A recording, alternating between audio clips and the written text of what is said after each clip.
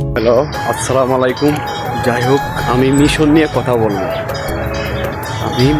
কথা বলবো। আসলেই যারা মিশরে আসতে চাচ্ছেন, মিশরে কোনো ওয়ার্ক পারমিট ভিসা নাই। যারাই মিশরে কাজ করে, গার্মেন্টসে কাজ আছে, ওয়ার্ক পারমিট ভিসা নাই।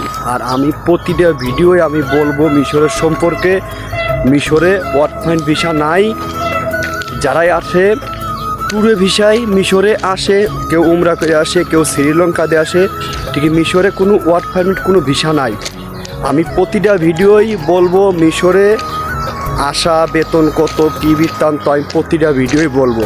আমার তো একবারে বলা সম্ভব না, আমি প্রতিটা ভিডিওই বলবো মিশরে কী নিয়ম, কী বৃত্তান্ত, ঠিক আছে?